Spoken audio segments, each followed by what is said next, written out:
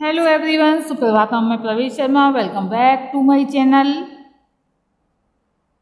Methods of home science teaching के अंतर्गत आज का हमारा टॉपिक है योजना विधि यानी कि प्रोजेक्ट मेथड। तो आइए सबसे पहले हम देखते हैं इंट्रोडक्शन। यह विधि या मेथड शिक्षा दर्शन की एक प्रमुख विचारधारा प्रयोजनवाद पर आधारित है। इस विधि के जन्मदाता W.H. किलपैट्रिक हैं। यह विधि इस सिद्धांत पर आधारित है कि छात्रा संबंध, सहयोग एवं क्रिया विधि द्वारा सीखती है। इस विधि में तथ्यों का संकलन एक केंद्रीय लक्ष्य को दृष्टिगत रखते हुए किया जाता है। योजना विधि को स्वयं किलपैट्रिक ने जिस प्रकार परिभाषित किया है, उनकी परिभाषा इस प्रकार है। उन्होंने लिखा है, योजना वह सहृदय सौद्देश्य कार्यविधि है जो पूर्णतः मन लगाकर लगन के साथ सामाजिक वातावरण में पूर्ण की जाती है। इनकी परिभाषा का तात्पर्य है कि योजना पद्धति या योजना विधि सहृदय स्वदेश्य यानी कि हृदय से किए जाने वाला स्वदेश्य यानी कि उद्देश्य पूर्ण कार्यविधि है।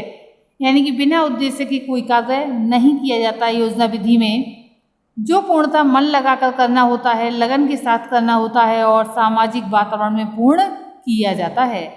A project is a wholehearted purposeful activity proceeding in a social environment. Stevenson ने इसी भावना को इन शब्दों में व्यक्त किया है, योजना एक समस्या मूलक कार्य है जो स्वाभाविक परिस्थितियों के अंतर्गत पूर्णता को प्राप्त होती है। The project is problematic act carried to completion in its natural setting। इस प्रकार योजना एक ऐसा इच्छानुसार कार्य है जिसमें रचनात्मक विचार अथवा प्रयास द्वारा साकार परिणाम निकल सकते हैं। यह एक प्रकार की जीवन अनुभूति है जो छात्राओं की किसी प्रबल इच्छा से उत्पन्न होती है। करके सीखना, लर्निंग बाय डूइंग ही इस योजना विधि का सार है, ये कहा जा सकता है।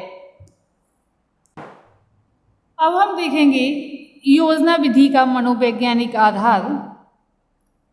यह विधि अधिगम के कुछ सिद्धांतों पर आधारित है। जो सिद्धांत हैं, सबसे पहला है अभ्यास का नियम, लॉ ऑफ एक्सरसाइज। स्वक्रिया इस विधि का आधार है जिसमें छात्राएं अभ्यास के माध्यम से सीखती हैं। छात्राएं जो भी कार्य करती हैं वह स्वक्रिया द्वारा ही करती हैं। खाना बनाना, वस्त्रों को धोना, वस्त्रों की सिलाई, घर की सजावट, आहार बनाना, ये सब क्रिया के द्वारा ही होती हैं। इसमें छात्राएं अभ्यास करते करते सीखती हैं। एक कहावत भी है, करत करत अभ्यास से जड़मत होत सुजान। और जिस प्रकार उनका अभ्यास बढ़ता जाता है वे कार्य में कुशल होती चली जाती हैं। दूसरा है तत्परता का नियम, लॉ ऑफ रेडीनेस।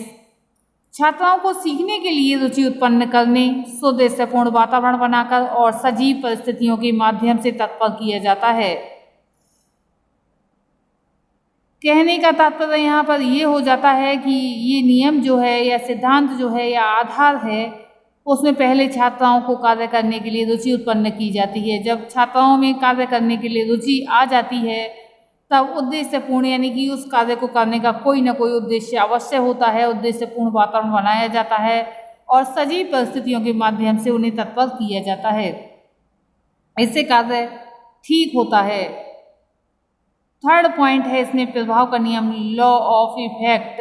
अधिगम का स्थायीकरण असफलता या सफलता पर निर्भर करता है।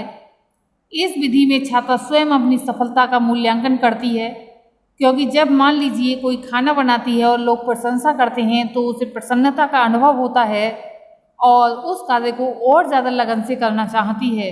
इसी प्रकार जब वस्त्रों की सिलाई करती है तब भी उसे प्रशंसा मिलती है या फिर आत्मसंतोष प्राप्त होता है, उसे धन की बचत होती है, समय की बचत होती है, तब वह स्वयं का मूल्यांकन करती है। इस कारण ज्ञान मस्तिष्क में अधिक स्थायी हो जाता है। अब इसी के साथ हम देखेंगे योजना के आधारभूत सिद्धांत। Fundamental principles of project method. इसमें पहला पॉइंट आता है वास्तविकता का सिद्धांत, प्रिंसिपल ऑफ रियलिटी। इस विधि में जो कार्य छात्रा करती है वह वास्तविक होते हैं, क्योंकि वह स्वाभाविक रूप से ये वास्तविक परिस्थितियों में किया जाता है, जिससे उसके जीवन और उसके कार्यों के मध्य परस्पर घनिष्ठ संबंध स्थापित संभव होता है।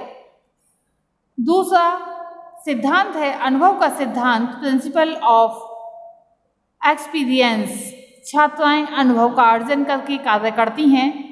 इसमें उन्हें एक दूसरे के साथ सहयोग भी करना होता है, उससे सामाजिकता की भावना का विकास होता है और उसके चरित्र यानी कि जो छात्रा है उसके चरित्र का विकास प्रजातांत्रिक व्यक्ति के रूप में होता है।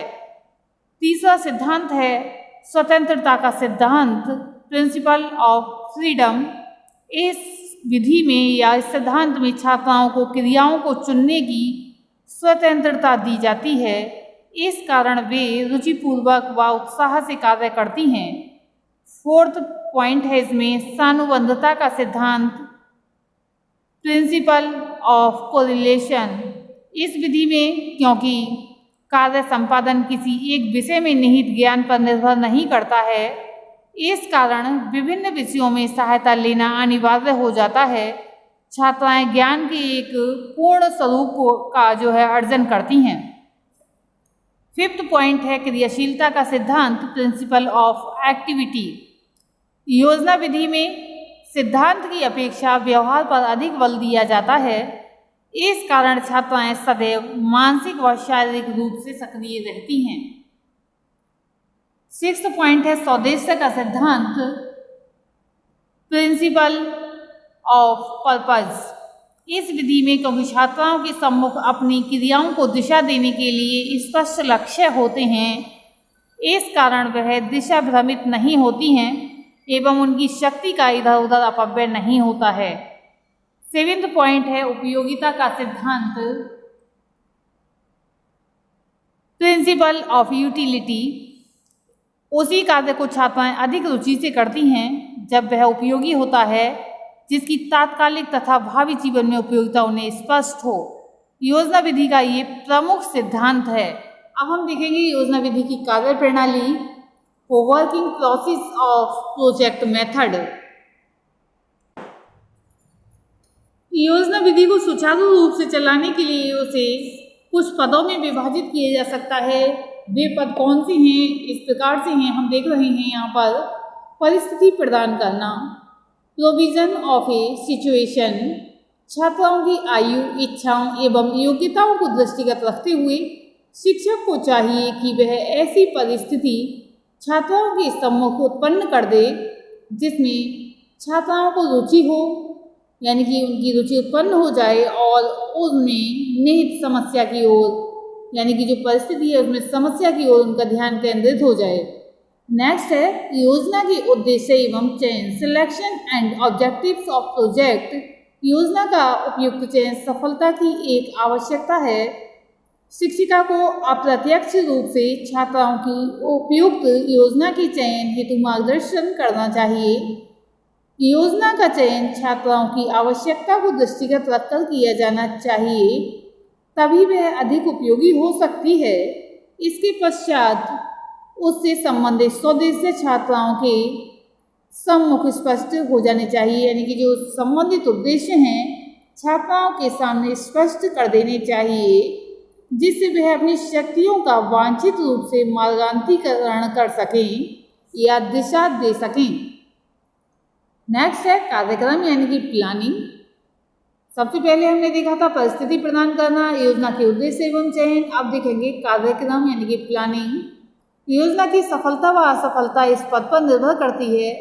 शिक्षिका को वाद विवाद के माध्यम से योजना के विभिन्न पक्षों से संबंधित कार्यक्रम सुचारू रूप से बना लेना चाहिए। उसी के अनुसार दायित्वों का विभाजन करना चाहिए। नेक्स्ट हम देखेंगे क्रियान्वयन। प्रत्येक छात्रा की योग्यता, प्रकृति, रुचि एवं क्षमता के अनुरूप उसे दायित्व दिया जाना चाहिए, जिससे वह योजना की पूर्णता में कुछ योगदान दे सके। शिक्षक को अप्रत्यक्ष रूप से योजना के प्रत्येक प्रश्न पर ध्यान देना चाहिए और आवश्यकता पड़ने पर मार्गदर्शन करना चाहिए। अब हम नेक्स्ट पॉइंट देखेंगे, मूल्यांकन यानी कि इवैल्यूएशन। योजना की समाप्ति पर शिक्षिका एवं छात्राओं द्वारा सारे कार्य का मूल्यांकन किया जाता है। वह बहुत ही महत्वपूर्ण है। यदि योजना में कोई त्रुटि रह गई हो तो उसे खोजने का प्रयास किया जाना चाहिए। छात्राओं को स्वयं अपने कार्यों की समालोचना करनी चाहिए तथा अपनी उपलब्धियों एवं असफलताओं का मूल्यांकन करना चाहिए। मान लीजिए सभी लोगों ने खाना जिस छात्रा ने बनाया है उसकी प्रशंसा कर दी, लेकिन फिर भी उस छात्रा को अगर उसे स्वयं खाते समय कोई कमी महसूस हो रही है तो सबके सामने प्रकट करना चाहिए। अपनी असफलता को प्रकट करेगी छात्रा तो हो सकता है कि वास्तविकता का पता चल जाए। अब हम देखेंगे कार्यलेख यानी कि रिकॉर्डिंग। प्रत्येक छात्रा को अपनी क्रियाओं का विवरण रखना होता है। जो दायित्व उसे सौंपा गया है उससे संबंधित सब लेखा जोखा उसे रखना होता है। शिक्षिका उसका निरीक्षण करती है और वह ये जानने का प्रयास करती है कि छात्रा अपना उत्तरदायित्व कितना निभा रही है। संपूर्ण योजना का एक पूर्ण विवरण भी रखा जाता है। अब हम प्रोजेक्ट पद्धति के गुण और दोषों के विषय में चर्चा करेंगे। तो गुणों के विषय में देखते हैं। सबसे पहले मनोवैज्ञानिक विधि, साइकोलॉजिकल मेथड। ये विधि सुदृढ़ मनोवैज्ञानिक आधारों पर आधारित है। अधिगम सिद्धांतों एवं व्यक्तिगत भिन्नता एवं छात्राओं की योग्यता, रुचि, प्रकृति आदि का इसमें समुचित ध्यान रखा जाता है। नेक्स्ट पॉइंट है इसमें अधिगम का स्थायीकरण, क्योंकि छात्रा पाठ्य वस्तु को स्वाभाविक परिस्थितियों में सीखती है, इस कारण इस विधि में ज्ञानार्जन अधिक स्थायी होता है। मानसिक विकास के लिए उपयुक्त, सुटेबल फॉर मेंटल डेवलपमेंट, क्योंकि छात्रा समस्या समाधान हेतु स्वयं ही चिंतन करती है और विभिन्न पक्षों के मध्य कार्य कारण संबंध स्थापित करने का प्रयास करती है। फलस्वरूप उसके मानसिक रूप में विकसित होने की संभावना बढ़ती है। फोर्थ पॉइंट है आत्म विकास, सेल्फ डेवलपमेंट। छात्रा इस विधि में स्वमूल्यांकन करती है, साथ ही उसे आत्मविश्वास, आत्मनिर्भरता एवं आत्म प्रकाशन का अच्छा अवसर मिलता है। नेक्स्ट देखेंगे सोशल फीलिंग यानी कि सामाजिकता की भावना। छात्राओं में परस्पर सहयोग और स्वस्थ स्पर्धा के आधार पर कार्य करने की आदत बनती है। इसमें जो है उनमें आत्मानुशासन और सहिष्णुता जैसे गुणों का विकास हो जाता है। उन्हें परस्पर समायोजन करना पड़ता है। नेक्स्ट देखेंगे विकास के समान अवसर, इक्वल चांस फॉर डेवलपमेंट, क्योंकि प्रत्येक छात्रा को अपनी योग्यता एवं रुचि के अनुसार कार्य करने का अवसर मिलता है। फलस्वरूप कोई भी छात्रा स्वयं को उपेक्षित अनुभव नहीं करती है। इस कारण सबको विकसित होने के लिए समान अवसर प्राप्त होते हैं। गृह और समाज से संबंधित, related with home and society. इस विधि में विद्यालय का गृह व समाज के साथ सजीव संपर्क बन जाता है, क्योंकि विद्यालय में अर्जित ज्ञान गृह और समाज की परिस्थितियों के समरूप ही होता है। विद्यालय का प्रारूप एक लघु समाज होता है। अब इसी के साथ हम देख लेते हैं दोष, डिमेरिट्स। अधिक महंगी यानी कि कॉस्टली, दूसरी विधियों की अपेक्षा ये अधिक महंगी है क्योंकि इसमें काफ़ी सुसज्जित पुस्तकालय और गृह विज्ञान कक्ष की आवश्यकता पड़ती है। नेक्स्ट, अव्यवस्थित पाठ्य विधि। इस विधि के माध्यम से पाठ्यक्रम को एक व्यवस्थित रूप में समाप्त करना कठिन होता है। उचित मूल्यांकन नहीं हो पाता है, गहन अध्ययन संभव नहीं होता है और प्रत्येक विद्यालय के लिए उपयुक्त नहीं होता है। फिर भी हम निष्कर्ष रूप में कह सकते हैं कि योजना विधि एक स्वदेश्य विधि है, स्वाभाविक है, सार्थक एवं रोचक विधि है। स्वदेश्यता, प्रयोजन, क्रियाशीलता, अनुभव, वास्तविकता, स्वतंत्रता एवं उपयोगिता जैसे सिद्धांतों पर आधारित ये विधि छात्राओं को व्यवहारिक जीवन में समायोजन उपयोगिता में सहायक हो सकती है। आज के लिए इतना ही। धन्यवाद।